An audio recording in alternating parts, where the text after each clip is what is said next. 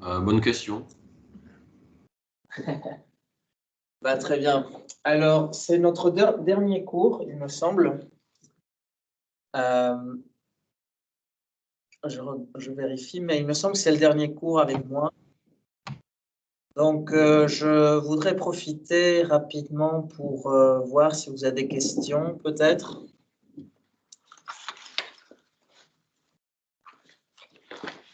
Si tout est plus ou moins clair. Vous avez eu Madame Dorgo et Monsieur Stéphane, n'est-ce pas, sur ce que vous alliez devoir faire comme évaluation. François Stéphane, il a envoyé un mail tout à l'heure pour dire que, voilà, votre note, c'est 20% le compte rendu de TP. Voilà. Ensuite, 30% du mini-projet et 50% un examen final par écrit. Voilà. OK. Donc, voilà, moi je ne savais pas très bien comment ça allait être évalué, mais bon, voilà, maintenant on sait. Maintenant vous savez, et puis voilà.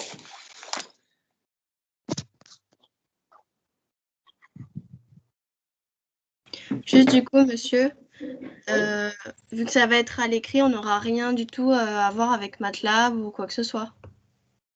Écoute, la partie MATLAB, c'est la partie TP et la partie mini-projet. Par contre, l'examen écrit, oui, effectivement, il sera sans l'ordinateur, oui, je pense. Ok, mais parce que par exemple, dans tout ce qu'on a fait pour l'instant, on n'a pas fait à l'écrit, il me semble. Si je ne me trompe pas. Je ne sais pas très bien. Ça dépend, qu'est-ce que tu entends par écrit, c'est-à-dire, vous n'avez pas écrit des schémas, on n'a pas écrit des trucs comme ça, genre. On n'a pas fait un énoncé à l'écrit. On a fait l'exemple de grille. Ouais. Mais on n'a pas vu un exemple d'exercice où il faut faire toute la démarche. Enfin. Ouais. On a vu le cours, oui, mais on n'a pas vu vraiment un exemple de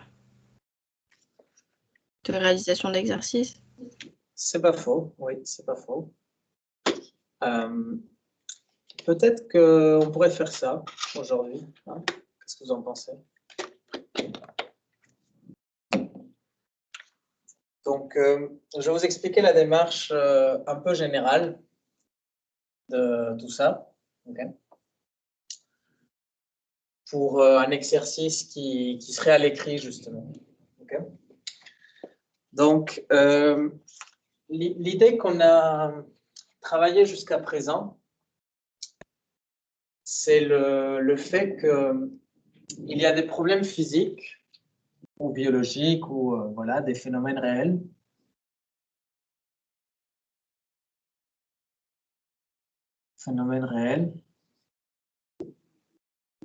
qui vont être modélisés de manière mathématique. Alors, qu'est-ce que ça veut dire modéliser quelque chose de manière mathématique? Eh bien, ça veut dire construire un objet mathématique de différentes façons. Hein.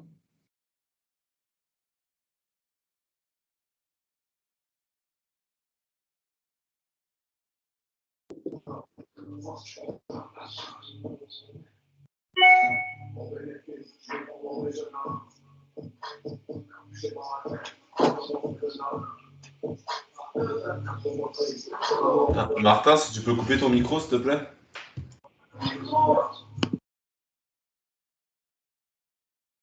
Modélisation mathématique, voilà.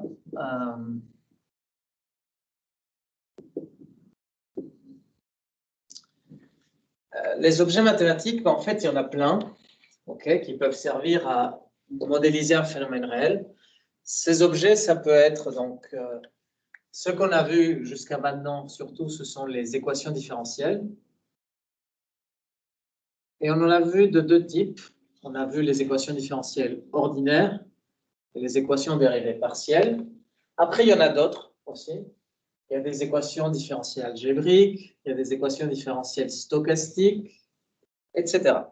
Okay. bon, voilà, vous êtes que en 3e année, donc finalement, vous êtes encore très jeune. Mais au fur et à mesure de vos études, plus vous allez grandir, plus vous allez voir que les objets mathématiques dont on dispose pour modéliser ce genre de phénomène sont riches. Et en fait, on a plein de choix. Donc, ça peut être ça, plein d'équadifs. C'est quelque chose qui était très à la mode et qui reste pas mal à la mode aussi, mais voilà, qui a eu son succès quand même sur le dernier siècle. Et il y a d'autres objets plus récents, par exemple les réseaux de neurones, neural networks. Ah, donc, si ce genre de choses vous intéresse, vous pouvez aller plutôt en majeur data. Okay. C'est des objets sur lesquels on travaille. Il y a d'autres choses plutôt, par exemple les graphes. La théorie des graphes, c'est un domaine des mathématiques discrètes qui permet justement de traiter plein de phénomènes, plein de problèmes intéressants. Ça peut être... Alors, les graphes, c'est quoi? Ce sont des points, comme ça, et des arêtes qui relient ces points. Vous voyez? Et ces graphes peuvent représenter, par exemple, un graphe de connectivité des amis que vous avez sur Facebook. Ça peut représenter les autoroutes voilà, sur un territoire, comment les villes sont connectées entre elles, etc.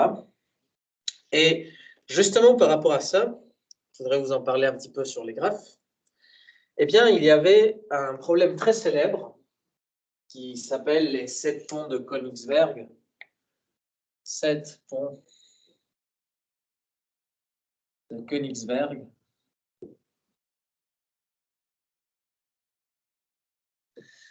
En fait, c'était une ville dans laquelle il y avait des ponts entre différentes parties de la ville.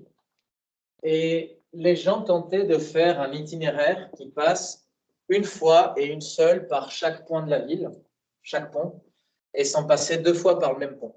Okay. Donc, c'est des problèmes un petit peu classiques. Et en fait, personne ne trouvait une solution à ce problème. Et on a invité un mathématicien, un de mes ancêtres mathématiques, Euler. Donc, Euler, un mathématicien suisse, il s'est attaqué à ce problème. Et en s'attaquant à ce problème, il a démontré qu'en fait, il n'y avait pas de solution. Ce n'était pas possible de trouver un truc qu'aujourd'hui on appellerait une chaîne eulérienne dans un graphe, qui parcourt justement l'ensemble des villes, enfin l'ensemble des points de la ville, en passant par chaque pont une seule fois. C'est pas possible. Okay. Donc, à partir de ça, en fait, Euler a construit 2 domaines de mathématiques. Un, c'est la théorie des graphes, et un autre, c'est ce qu'on va appeler plus tard la topologie. Okay.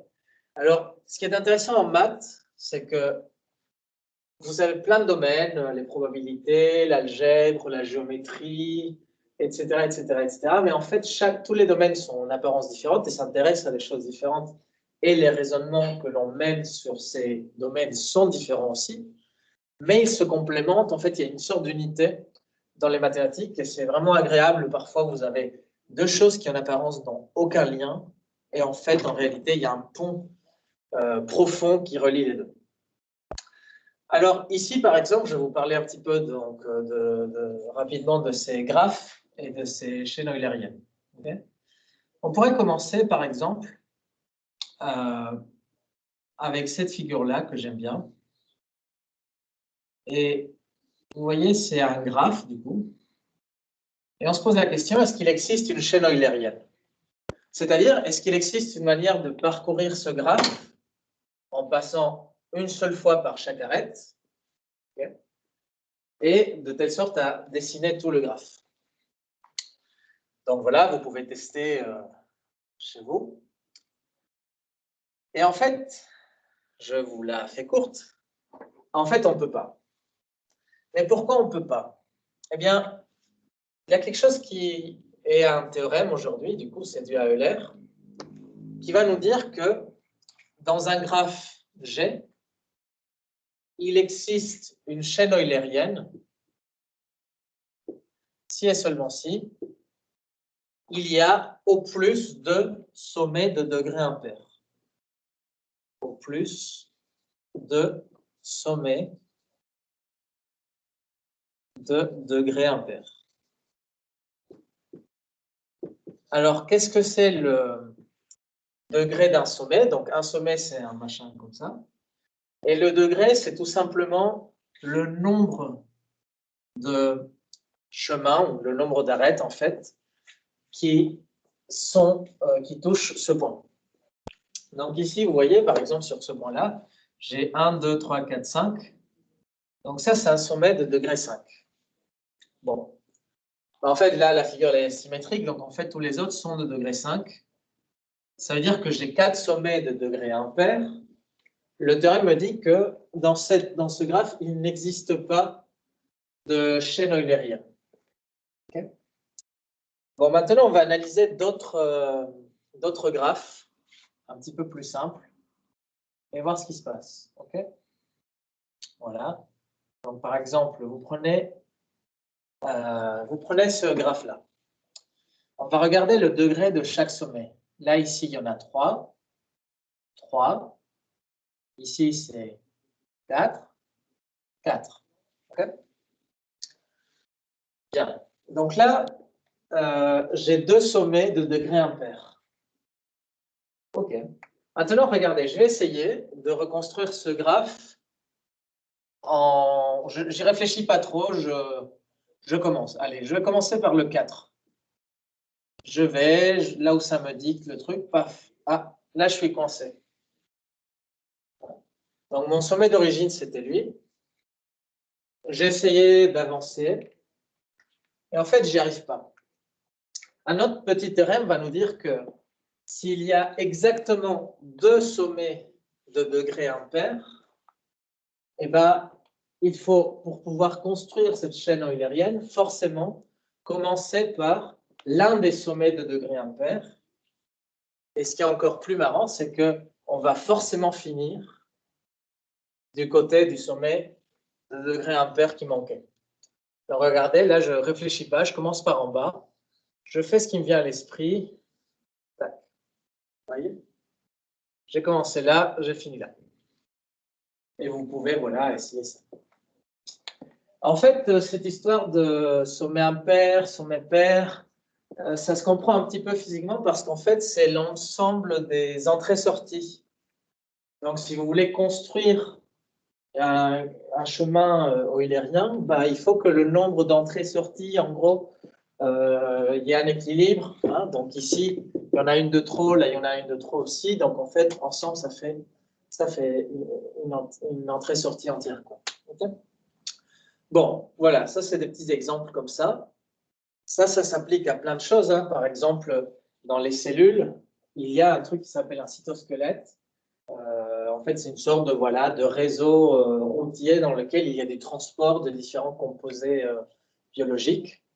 Okay.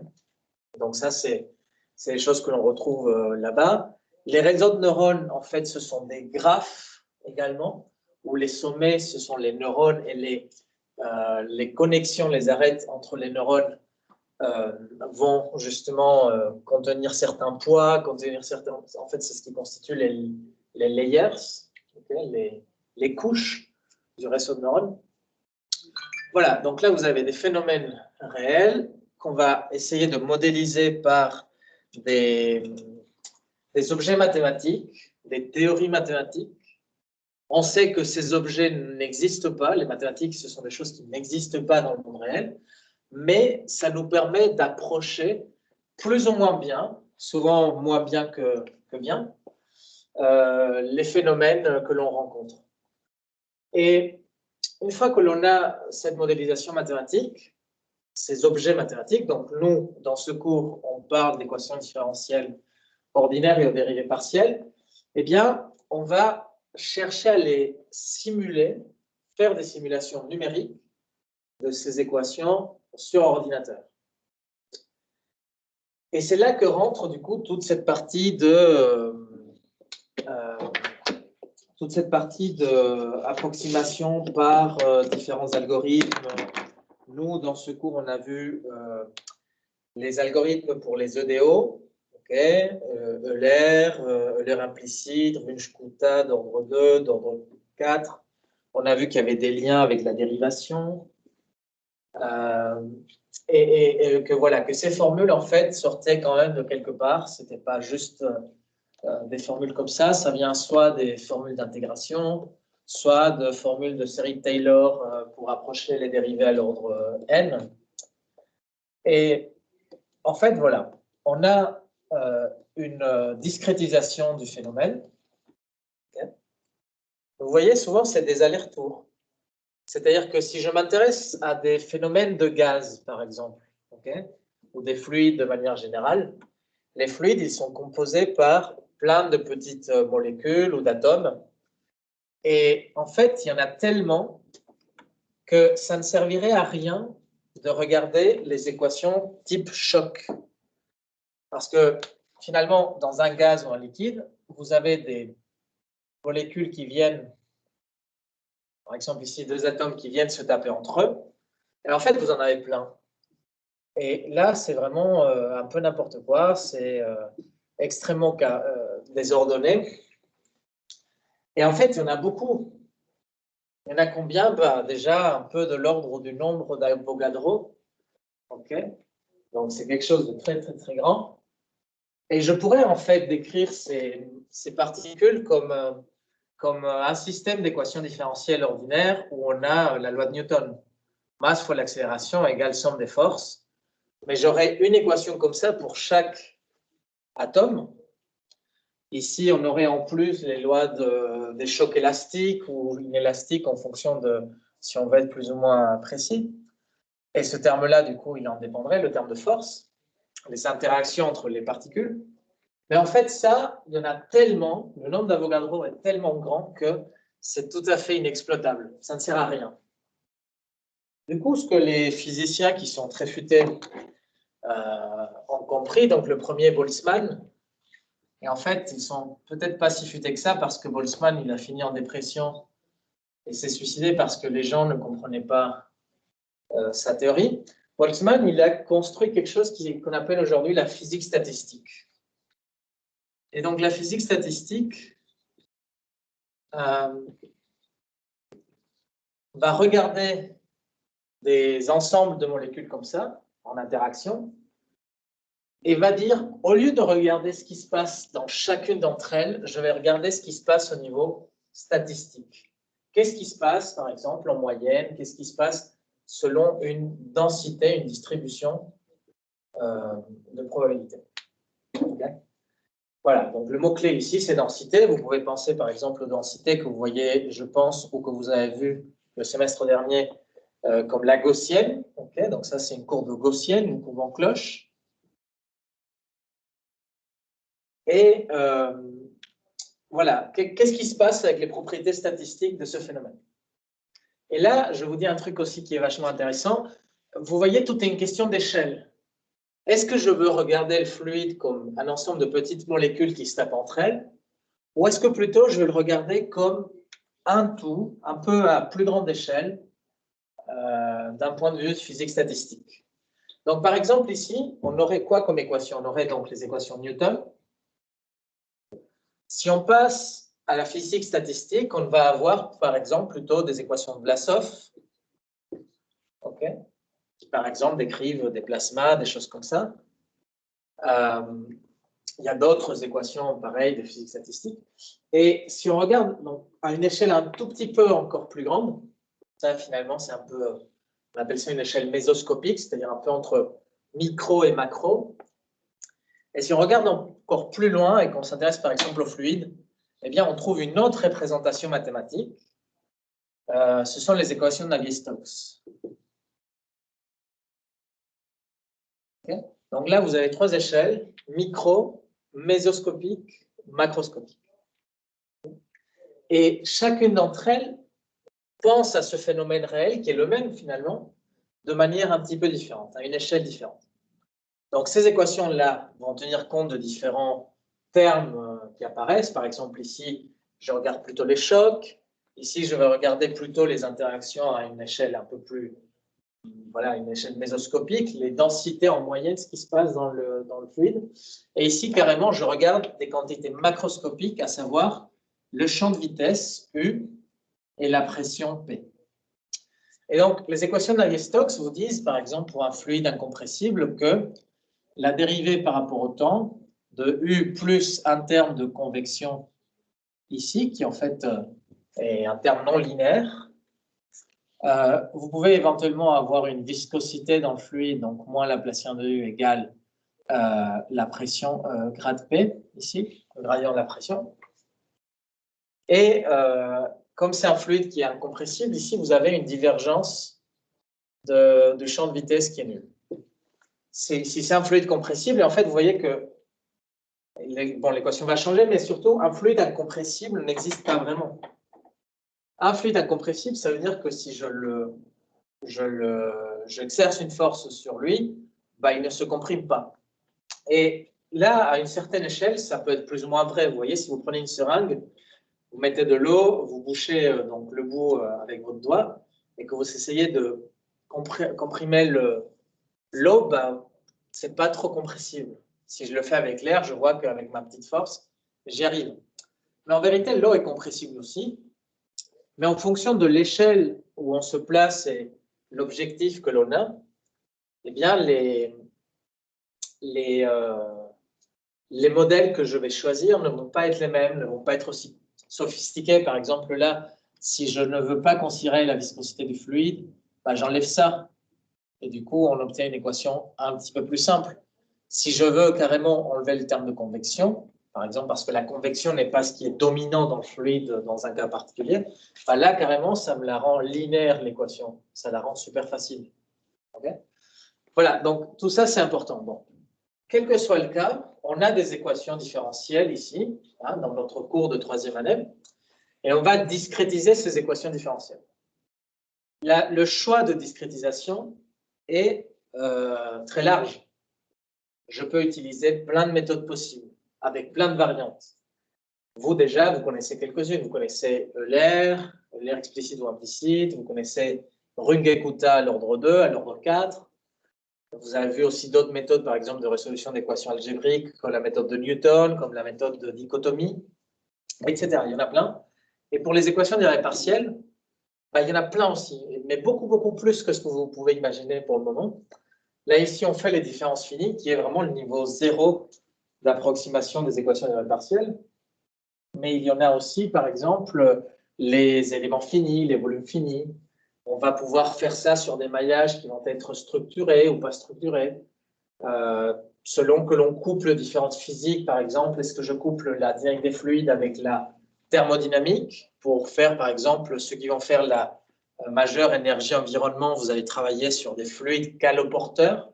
Hein. Quand vous avez un chauffage chez vous, vous avez donc un point chaud qui fait circuler un fluide ensuite pour amener la chaleur ailleurs. Okay, et donc, vous allez devoir coupler l'équation de Navier-Stokes avec l'équation de la chaleur.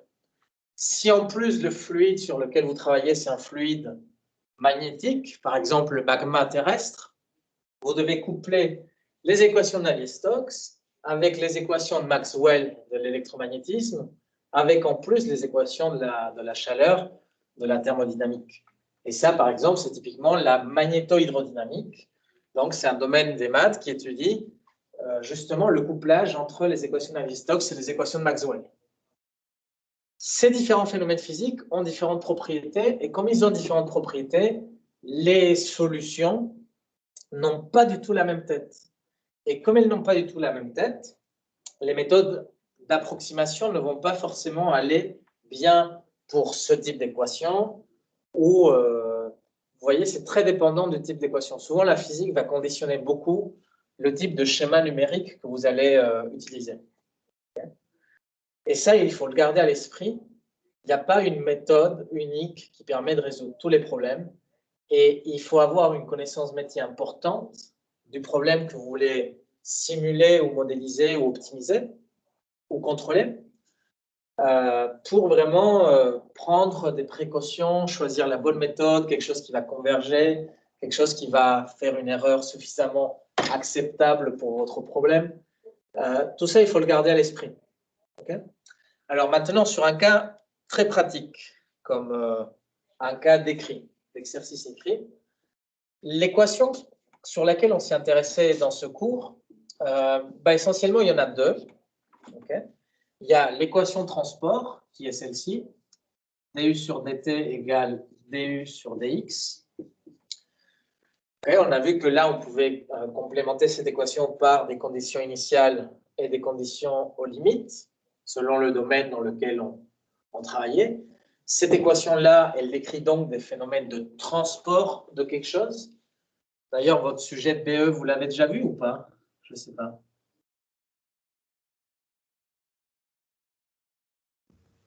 Non, je crois pas.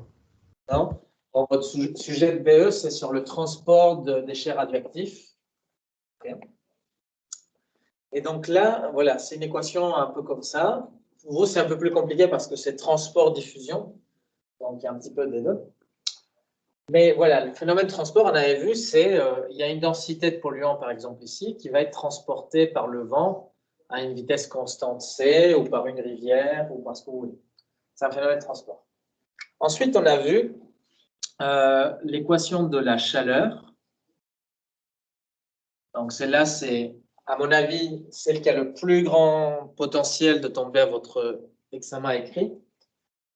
Je ne sais pas si c'est moi qui vais faire l'examen écrit ou si c'est M. Stéphane, ou si ça va être les deux, je ne sais pas.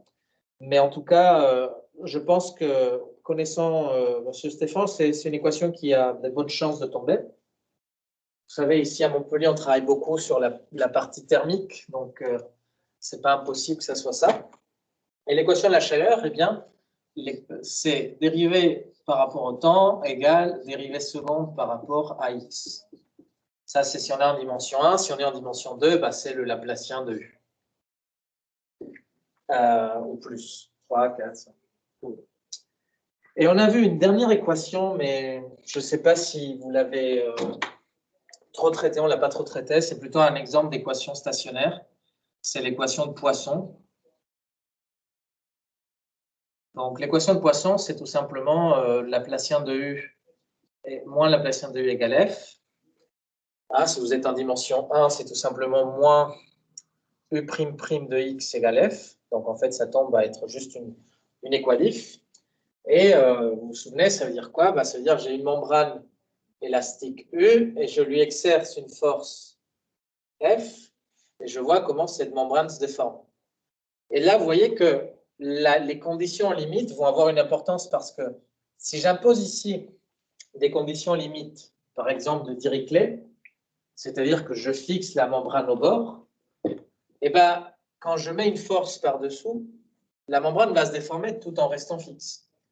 J'aurais pu mettre aussi des conditions de Dirichlet non homogènes, par exemple quelque chose qui est comme ça, et donc sous la même force, la membrane va se déformer de manière différente.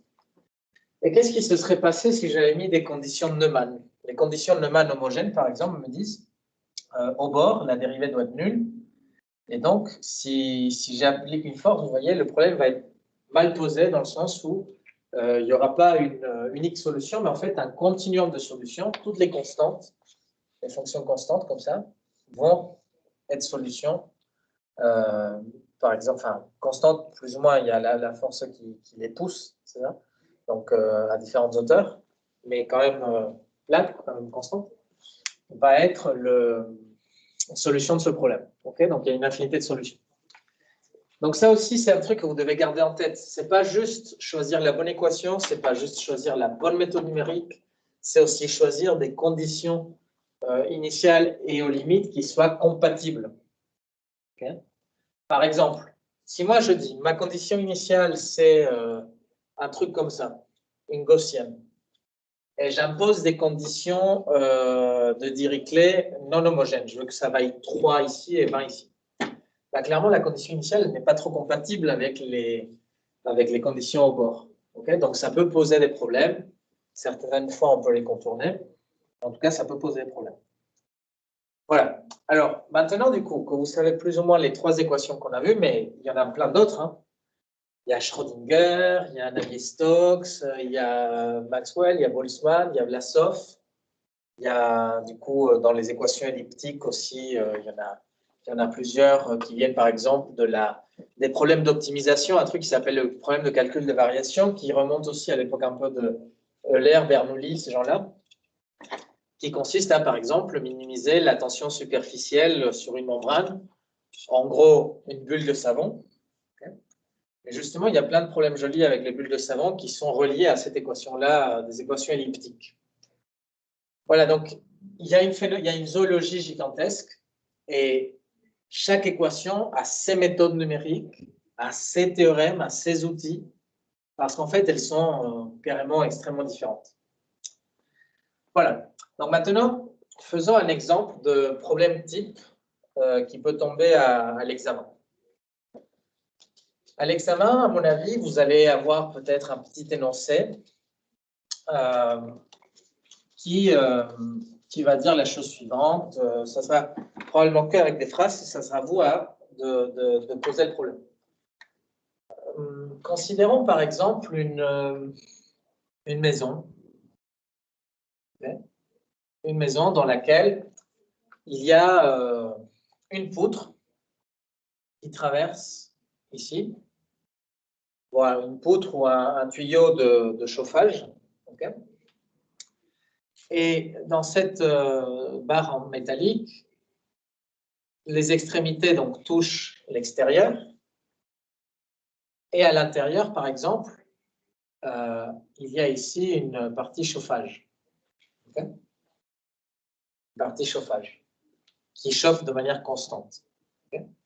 Et vous voulez voir comment va évoluer la température dans cette barre au cours du temps. Bon, déjà, ça part de la température, donc forcément, c'est l'équation de la chaleur. La première chose que vous devez commencer par faire, c'est définir le domaine.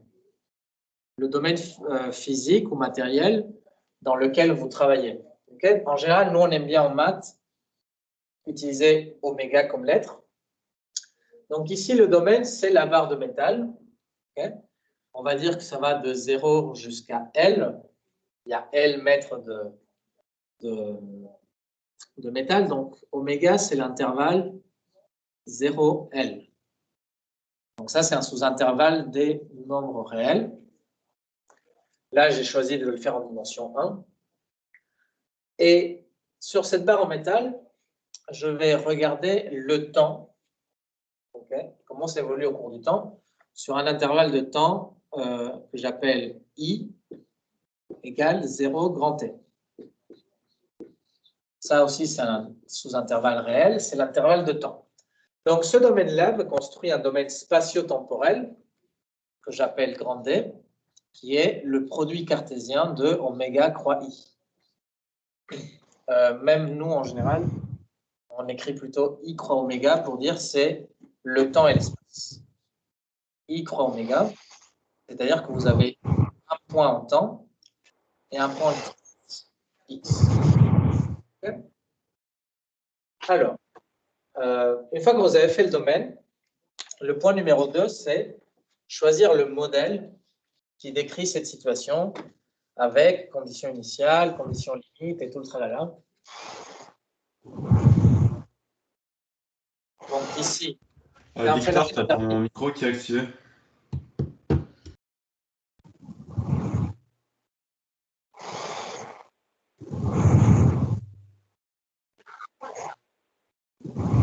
C'est un mec thermique, c'est l'équation de la vie sur ce domaine. Ici, vous dites U de Tx, c'est la température. La température à l'instant T. Il faut toujours définir les lettres. Okay. Donc, à l'instant T et au point X. Donc, X, il est dans oméga, et T, on a dit, il est dans I. Okay. Maintenant que j'ai défini mes variables, je peux dire que le problème qui se pose est le suivant. Donc, c'est du sur dt égale le coefficient de conductivité du matériau, que pour le moment, je ne le connais pas, je l'appelle juste sigma carré. Carré parce que c'est un truc positif, d2u sur dx carré. Okay. Et maintenant, je dis, voilà, cette équation, je vais la complémenter avec une condition initiale, u restreinte à t égale 0 égale une certaine fonction que l'on peut appeler phi. Okay. Phi, c'est la condition initiale. Et cette condition initiale me dit du coup comment était distribuée la température sur la barre de métal au départ.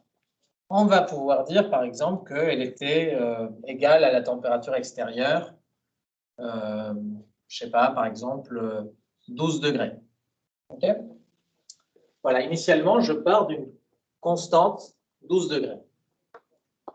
Et ensuite, je vais aussi donner des conditions limites. Donc, U au bord, donc U restreinte au bord du domaine, donc U restreinte à la frontière de ce domaine. Quelle est la frontière d'oméga ici? La frontière d'oméga, c'est tout simplement les points 0 et L. Donc, d oméga, c'est tout simplement 0 et L. Okay. Si j'étais dans un domaine multidimensionnel, bah, ça pourrait être tout un ensemble plus important. Vous voyez, ça pourrait être un bord ou un mur, quelque chose comme ça. Donc, on va dire que c'est égal à la température extérieure 12. Là, ici, je peux faire des remarques. Donc, c'est des questions qui peuvent être posées dans le sujet. Est-ce que vos conditions initiales et aux limites sont compatibles? Donc là, vous voyez que oui.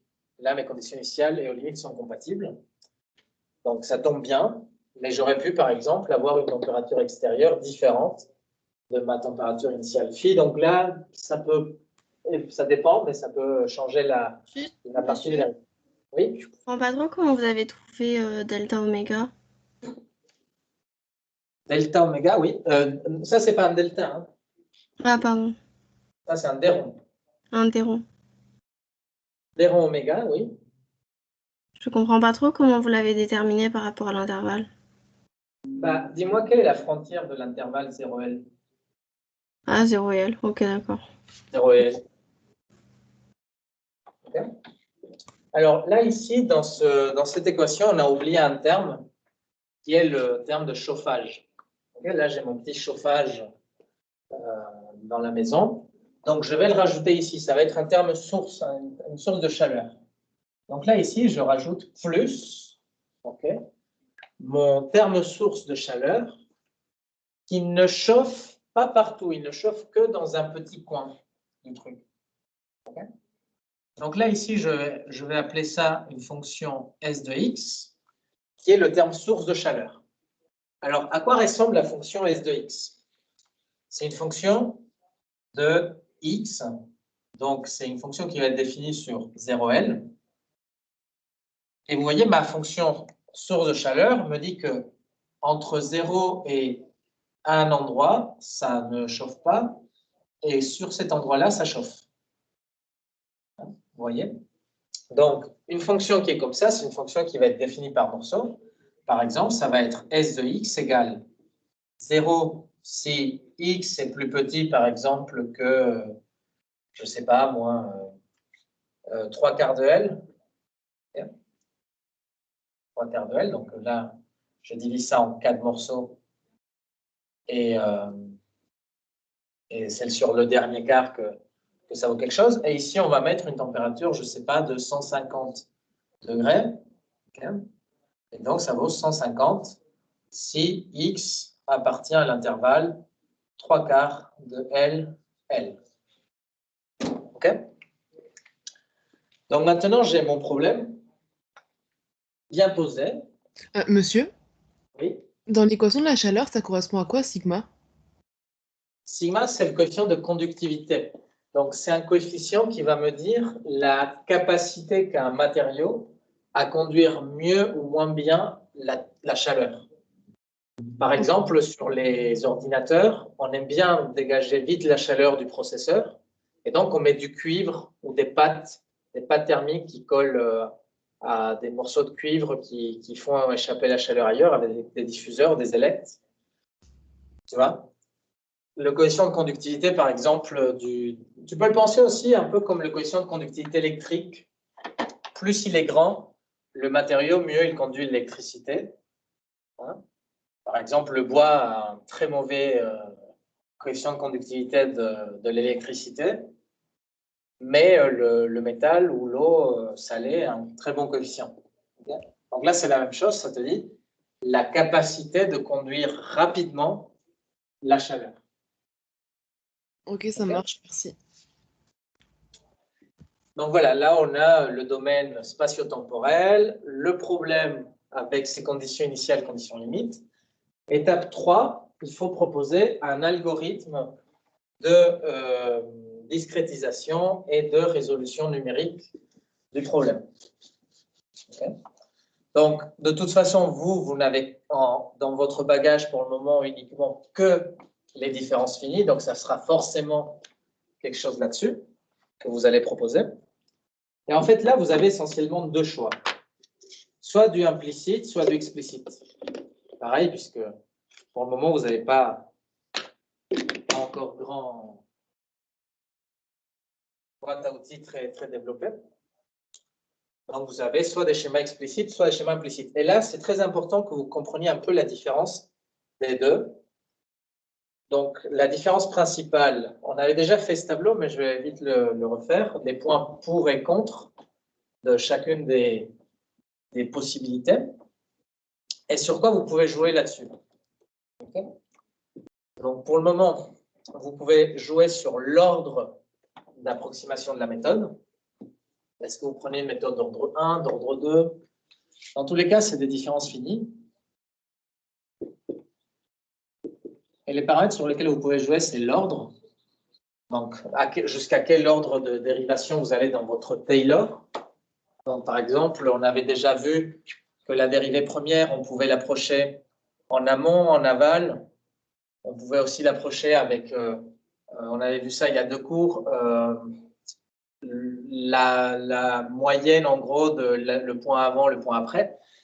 Et donc, ça nous donnait un graphe qui est comme ça. Donc, la dérivée que je souhaite approcher, c'est celle-ci. Si je prends un point là et là pour l'approcher, en fait, je suis en train de prendre celle-ci, c'est le point en aval. Si je le prends plutôt avec un point par le passé, ça me donne ça. Et si je prends la moyenne des deux, vous voyez, en ce point et en ce point, et ben, ça me donnait un truc qui était un peu comme ça. Okay. Et chacune d'entre elles avait une qualité d'approximation plus ou moins bonne qu'on pouvait quantifier en disant que l'approximation par différence finie approche à l'ordre temps la dérivée. Et plus l'ordre était élevé, eh bien plus la précision était bonne. Okay, donc on disait par exemple, si je dis que U' est approché par UI plus 1 moins UI sur H, bah, cette approximation-là, elle est de l'ordre de H. Ça veut dire que si je prends un pas petit h de 0,1, l'erreur que je commets, c'est aussi de l'ordre de 0,1. Mais si je prends l'approximation, l'autre là, qui prend les 2 points en amont et en aval, bah, ça me fait de l'ordre 2. Et donc, du coup, si je prends un petit h égale 0,1, bah, l'erreur va devenir 0,1 carré, c'est-à-dire, au lieu de passer de 1 dixième, je passe à 1 centième d'erreur. Donc, je gagne quelque chose. Mais n'oubliez pas que ce qui coûte cher dans la vie coûte cher, indépendamment des choses. Donc, OK, tu as plus de précision, mais le prix, c'est une plus grande complexité. Et cette plus grande complexité peut parfois être souhaitée et nécessaire. Parfois, elle peut rendre les choses trop lentes.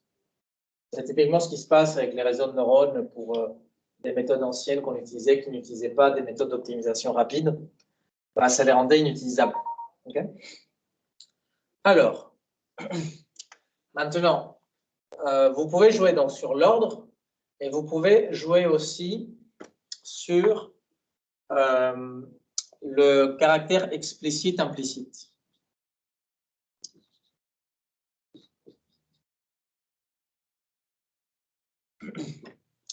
Le caractère explicite-implicite. Donc, pareil, explicite, ça va être sympa parce que c'est facile, en fait. Ça nous permet de résoudre le truc un peu directement. Il n'y a pas d'inversion de matrice ou de résolution d'équation à faire. Le problème, c'est qu'on est assujetti à quelque chose qui s'appelle la condition de courant Friedrich-Lévy, condition de CFL, qui me dit que, en fait, je ne peux pas choisir n'importe comment le pas en espace et le pas en temps si je veux que ça ait une chance de approcher correctement ma solution. Dans le cas implicite, en tout cas dans les cas qu'on a vus, on n'a pas de condition de CFL, ce sont des schémas qui sont inconditionnellement stables.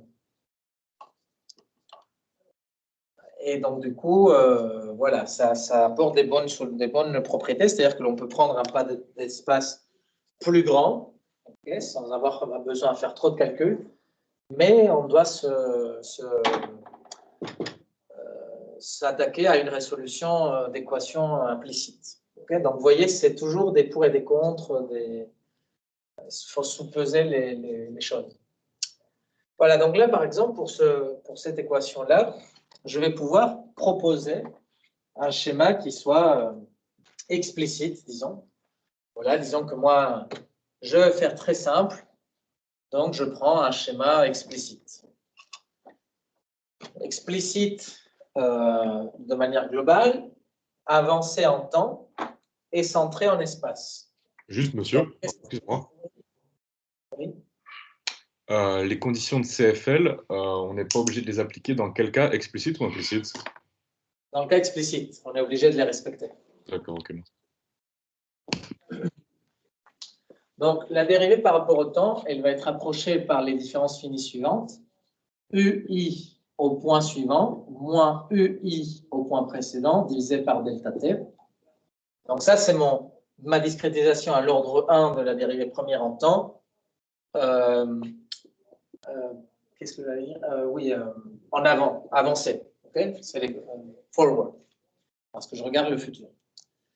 Mon Laplacien en espace, je vais donc l'approcher par UI moins 1 n moins 2 UI n plus UI plus 1 n divisé par delta x carré. Voilà. Et par quoi je vais approcher le terme s de x? Bah, tout simplement par SI.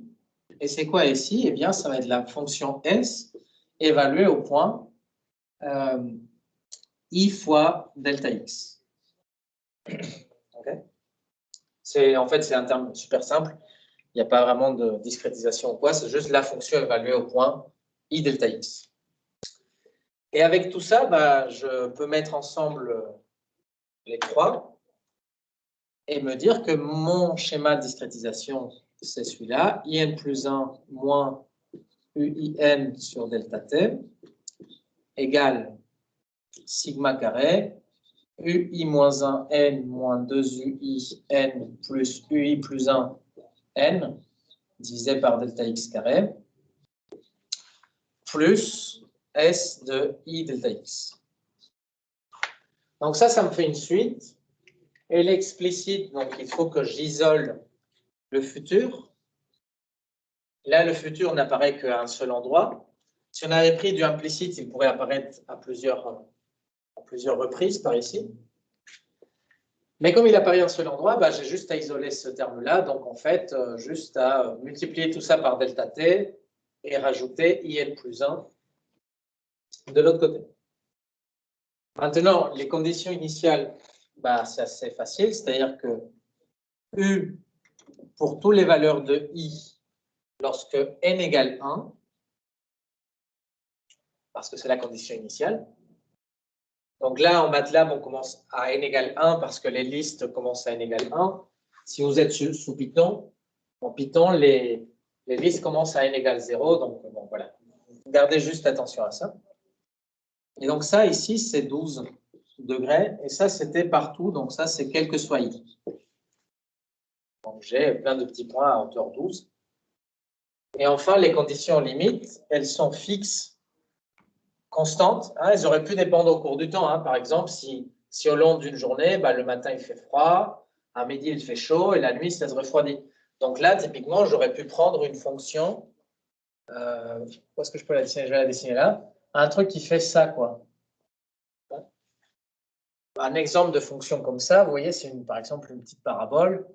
qui passe par ce point et ce point. Donc, par exemple, ici, ça c'est à, je sais pas, 0 heure, ça vaut 5 degrés.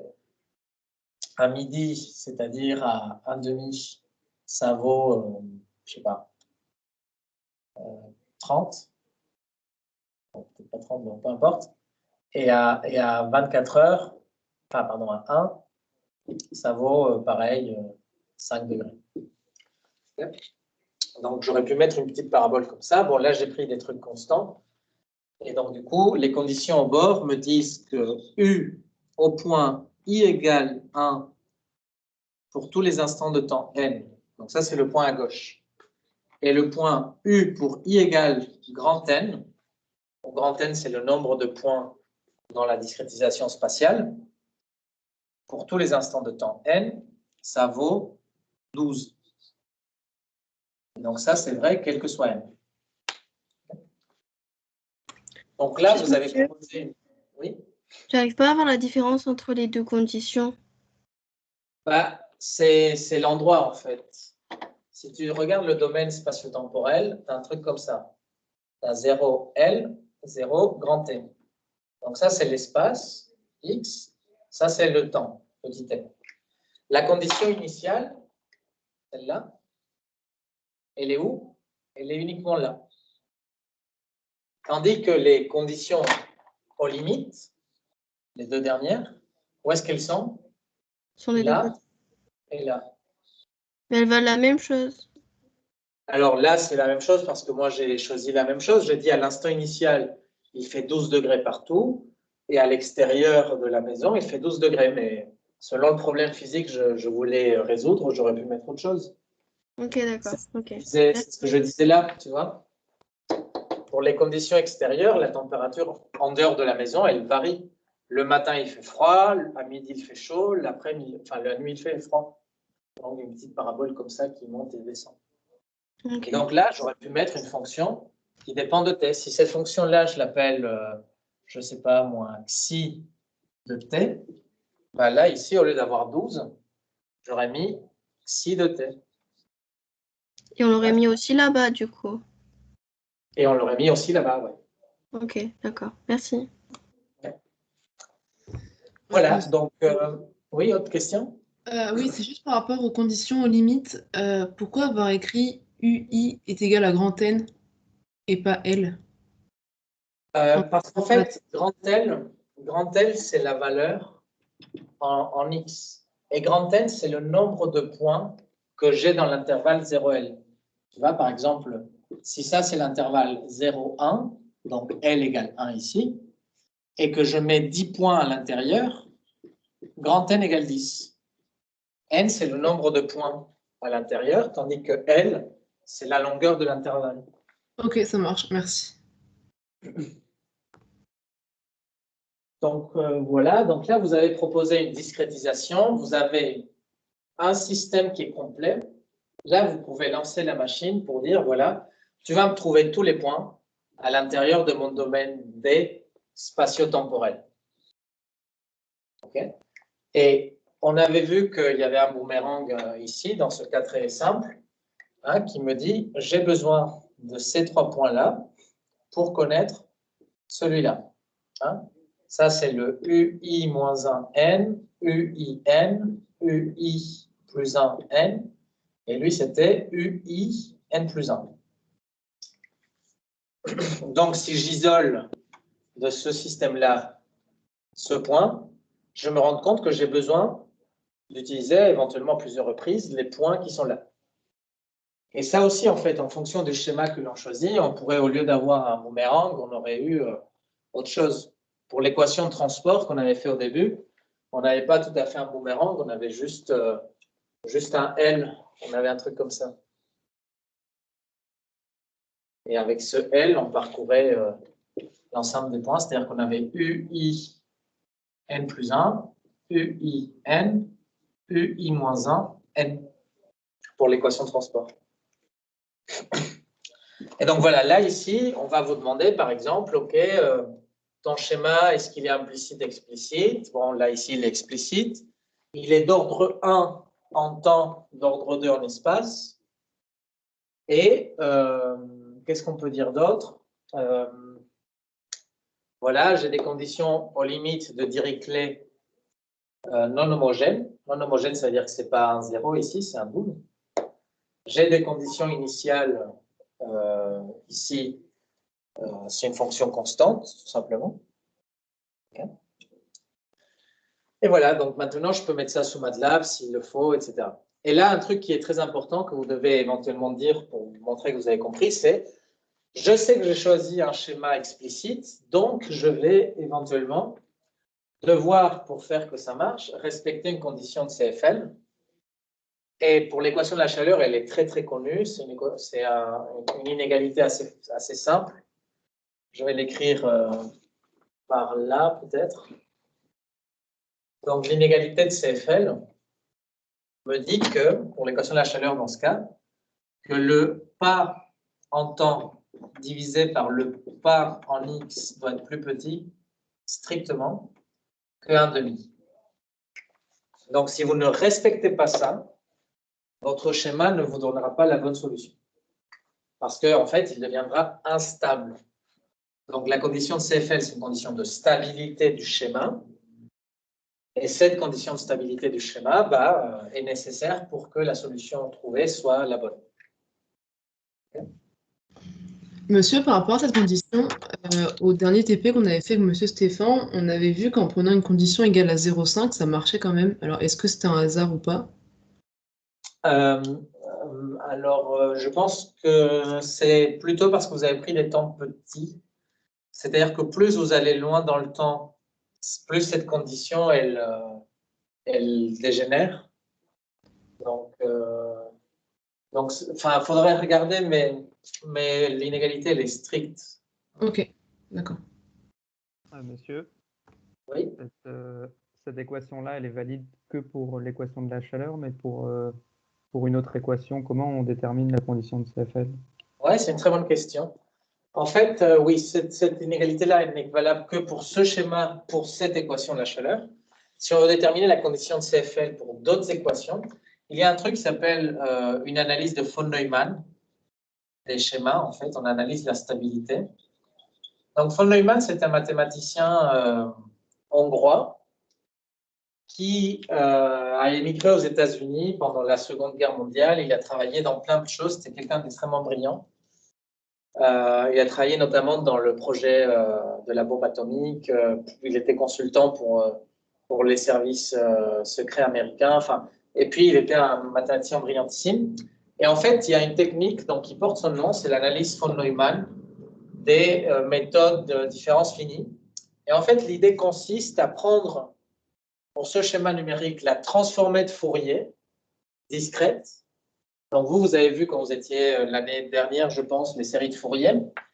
Donc, les séries de Fourier, l'idée, c'est j'ai un signal, j'ai une fonction, et cette fonction qui peut être très compliquée, ça peut être une scie, par exemple, une sorte de triangle périodique comme ça, ou ça peut être autre chose, eh bien, je peux l'approcher plus ou moins bien comme une série, comme une somme infinie de fonctions simples, les sinus, cosinus. Si vous avez des fonctions qui ne sont pas périodiques, pour vous, les séries de Fourier, c'est important que la fonction soit périodique. Mais si la fonction n'est pas périodique, en fait, on passe à un truc qui s'appelle la transformée de Fourier.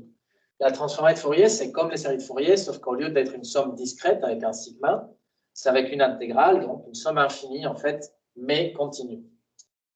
Et là, ici, on va prendre la transformée de Fourier discrète de ce schéma et essayer d'écrire une suite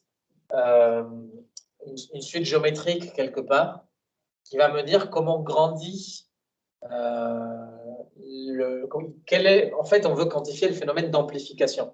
L'instabilité, en gros, c'est un phénomène d'amplification des erreurs. Et ici, on écrit une suite qui est dans un sens géométrique. Pour que la suite converge, il faut que la raison soit de norme, de valeur absolue plus petite que 1. Et en fait, le fait que le truc est plus petit que 1, ça vous donne une inégalité. Donc là, ici, dans ce cas très précis, ça vous donne cette inégalité-là. Mais pour d'autres équations, ça vous donnera une autre équation, une autre inégalité. Okay, mais en tout cas, voilà, ça vient de là. Ça vient de prendre la transformée de Fourier discrète chercher à écrire une suite géométrique. Le critère de convergence d'une suite géométrique, c'est valeur absolue de la raison plus petit que 1, et ensuite, voilà, on trouve cette équation. OK? D'accord, merci. Dans le bouquin que je vous ai passé, le bouquin de Levesque, c'est bien expliqué. Si ça vous intéresse, vous pouvez jeter un coup d'œil là-dessus. OK? Et donc, voilà. OK? Donc là, c'est à peu près tout ce que l'on peut vous demander sur un contrôle écrit. Savoir que, voilà, ça c'est d'ordre 1 en temps, avancé. OK? D'ordre 1 en avancé. Ça c'est d'ordre 2 en espace. C'est une différence finie centrée, parce que ça utilise le point d'avant, le point au milieu, le point d'après. Que c'est un schéma explicite parce que je peux isoler ce truc face directement. Que les conditions limites sont de type Dirichlet. Il faut connaître qu'est-ce que c'est Dirichlet, qu'est-ce que c'est Neumann. Il y en a d'autres, hein. Il y a Fourier, il y a des équations des conditions mixtes, bon, il y a d'autres choses. Mais voilà, pour vous, c'est voilà, un peu l'essentiel. Et puis les conditions initiales, ça me fait un problème de Cauchy. Et je laisse avancer en temps la solution. OK? D'autres questions? Non, c'est bon? Non. Bah, écoutez, je pense que c'est à peu près tout pour Si, aujourd'hui. monsieur, j'ai une question. Est-ce que vous pouvez expliquer comment on ferait si on mettait sous forme matricielle? Parce que je crois que François nous a parlé de ça et je ne sais pas si c'est important ou pas. C'est important dans un second temps, oui, oui, c'est important. Je ne sais pas si ça dépend de qu'est-ce que François Stéphane voudra vous évaluer. C'est une compétence qui est effectivement importante. Alors, regardez, on va faire la matrice de celui-là. Okay? Donc, on a dit quoi? On a dit que si j'isole de ce schéma le UIN plus 1, je trouve la chose suivante. UIN plus 1 égale UIN plus delta t sur delta x carré. Donc là, vous voyez qu'il y a ce fameux paramètre de la condition de CFL qui apparaît. Donc, plus delta t sur delta x carré, facteur de... alors, bon, il y a le S en plus. Donc, je vais devoir me le réserver un petit peu, le delta t à l'extérieur, parce que sinon, il ne va pas toucher le S. Donc, je le laisse dehors et je mets ici le delta x carré. Donc, plus SI delta x. Voilà. Et ici, c'est la partie centrée. Donc, c'est UI moins 1 n moins 2 UI n plus UI plus 1 n. OK? Donc, ça, c'est l'expression complète du schéma une fois que j'ai explicité le futur. Et maintenant, regardez. Cette chose, je vais pouvoir l'écrire de manière matricielle. Comment? En disant que, au lieu de dire que ça, c'est égal à ça pour chaque i, ben, en fait, je vais les écrire tous d'un seul coup. Je vais dire que U1 à l'instant n plus 1, U2 à l'instant n plus 1, U grand N à l'instant n plus 1. Donc, vous mettez, non seulement pour chaque i, mais en fait, vous les mettez tous. Et bien, ça va être égal à une certaine matrice multipliée donc par U1 à l'étape n, U2 à l'étape n, donc juste avant, 3 petits points, U grand N à l'étape n. Et là, on va voir ce que ça nous dit à l'intérieur.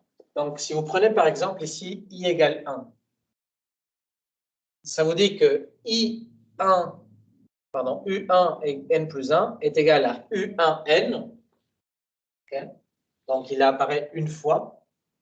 Donc là, ici, je vais mettre un 1, parce que lui, il apparaît une fois. Alors, il n'apparaît pas que là, il apparaît aussi un peu là. Il ne manque pas le sigma? Oui, il manque le sigma. Oui. Bon, on va prendre sigma égale 1, c'est juste un coefficient de physique. OK, c'est pas le plus important, mais oui, il manque un sigma. C'est que ça me rajoute juste ici un sigma devant. Hein. Mais, enfin, ici. Là, Mais bon, c'est un paramètre physique, donc ce n'est pas vraiment le truc important. Ce qui est important, par contre, c'est le delta t, delta x. Ça, il ne faut pas que je les oublie. Donc là, le U1n plus 1, il y a du U1n une fois, mais il y a aussi, lui, il est là aussi, hein, le même, il est là. Donc je le mets moins delta t sur delta x carré fois 2. Parce qu'il y a moins 2 UI fois 2. Alors, là, vous n'avez plus le moins. Donc, moins ça. OK? Vous êtes d'accord? Vous voyez bien que ici à gauche, où est-ce qu'il y a du U1n? Bah, là et là. Ensuite, est-ce qu'il y a du UI n-1? Il n'y en a pas parce qu'en fait, on est au bord. Okay. Ensuite, il y a le UI plus 1 n. Okay. Donc, le UI plus 1 n, il apparaît juste une fois, c'est-à-dire delta t sur delta x carré. En général, on l'appelle lambda, ce terme, pour ne pas se le traîner partout, mais bon. Delta t sur delta x carré fois 1. Il apparaît une seule fois, c'était celui du milieu qui apparaît 2 fois. Et ensuite, il n'y a pas les autres. Donc là, il y a des zéros partout. Quand je passe à la ligne suivante, je me retrouve cette fois-ci donc avec le U2n plus 1 qui apparaît une fois là, vous voyez, au milieu. Mais il y a aussi le terme d'avant qui est U1n. Et lui, il apparaît combien de fois? Il apparaît delta t sur delta x carré fois une fois. Ensuite, vous avez le même terme qui est 1 moins 2 delta t sur delta x carré. OK. Et ensuite, vous avez delta t sur delta x carré pour le suivant. Et ensuite, que des zéros. Et là, ce qui est important de voir, c'est que cette matrice, en fait, elle a une structure bien particulière. Elle est tridiagonale. C'est-à-dire que sur la diagonale, j'ai toujours la même chose. Sur la diagonale d'au-dessus, j'ai toujours la même chose, à savoir delta t sur delta x carré. Et en dessous, j'ai toujours la même chose. C'est une matrice tridiagonale. Si cette matrice, elle est très grande, comment elle va être très grande? Bah, si je prends beaucoup de points, si j'ai 50 millions de points, bah, cette matrice fait taille 50 millions fois 50 millions. Et en fait, comme elle est tridiagonale, c'est-à-dire qu'en fait, les seules entrées non nulles sont au milieu, quoi. Bah, elle est presque vide, quoi. Et une matrice qui est vide, mais où on la stocke quand même entièrement, elle coûte de l'argent pour rien. Donc, en fait, ce que l'on fait, c'est quand on a des matrices qui sont presque vides, qu'on appelle des matrices creuses, on a des façons optimisées pour stocker ces matrices et pour multiplier ces matrices. Okay? Parce que garder une matrice pleine comme ça, avec plein de zéros qui ne servent à rien, eh ben, ça impacte le temps de calcul. Voilà, donc ça, c'est un commentaire un petit peu plus avancé, mais voilà, sachez que lorsque les matrices sont pas très pleines, on appelle ça une matrice creuse, et pour les matrices creuses, on a des opérations optimisées qui justement permettent de faire le calcul plus vite. Parce qu'en fait, on a juste à calculer là où c'est pas nul. Donc ça, c'est cette partie-là, la matrice, et en plus, il ne faut pas que j'oublie le terme de source, le S, ce qui apporte la chaleur à la barre de métal. Donc là, c'est un truc qui est supplémentaire. Vous voyez, ce n'est pas dans la matrice, c'est un truc en plus, qui est égal donc à delta t fois SI delta x. Donc SI delta x, ici, c'était quelque chose qui était nul. Vous vous souvenez, c'était 0, 0, 0 par plein d'endroits, mais ça valait, je ne sais plus combien, 12? Non, 150 sur le dernier quart. Okay. Donc voilà, ça serait l'écriture matricielle de ce problème. Donc vous dites, ça c'est le schéma. Ben, en fait, si je mets cette équation non pas pour un seul i, mais pour tous les i en même temps, bah, je peux écrire cette relation qui est linéaire. Si elle n'était pas linéaire, bah, on ne pourrait pas écrire une matrice. Hein. C'est parce que là, il y a de la linéarité que je peux écrire ma matrice. Il y a un terme source, donc en plus, il faut que je le rajoute ici, mais si en général, vous n'avez pas de terme source, ben, il n'y a que ça. Et ça, c'est une équation matricielle. Enfin, là, c'est juste, comme c'est explicite, ben, j'ai juste en fait à multiplier à chaque fois par cette matrice. Donc, vous avez le vecteur des conditions initiales, grand U 0, où il y a toutes les conditions initiales. Si vous voulez connaître tous les points d'un seul coup à l'instant suivant, qu'est-ce que vous faites? Vous multipliez par cette matrice A. Et comme ça, vous obtenez U à l'instant suivant, n, pour tous les i. En fait, le 0 ici, voilà. Okay. Si je veux continuer à avancer en temps, qu'est-ce que je fais? Ben, je remultiplie par la matrice A, et ainsi de suite. Okay. Et donc, vous voyez un truc aussi intéressant, c'est que la condition de CFL, le fait que ça soit plus petit que 1,5, va se répercuter dans la taille des éléments de la matrice. Et en fait, c'est super intéressant, mais la taille des éléments de la matrice modifie les valeurs propres. Et en fait, la stabilité de votre schéma va être liée donc aux valeurs propres de cette matrice. Okay. Bon, ça c'est un peu plus avancé, mais peu importe. C'est bon? Je vois que c'est l'heure. Voilà. Donc, c'est le dernier cours. Donc, je ne crois pas qu'on va se revoir. Donc, je vous souhaite de bien choisir vos majeurs l'année prochaine, que tout se passe bien pour le contrôle, du coup. Et ben, voilà, vous allez partir 6 mois en stage. Donc, j'espère que la situation sanitaire va pouvoir s'améliorer pour vous, pour que vous puissiez partir un petit peu à l'étranger. C'est bien d'aller à l'étranger, voir ce qui se passe ailleurs, comment les gens travaillent ailleurs. Et voilà, ok. Je vous dis à bientôt alors. Yes. Merci beaucoup. Merci beaucoup. Au revoir. Au revoir. Merci, au revoir. Merci, au revoir. Merci, au revoir. Merci, au revoir. Au revoir, merci.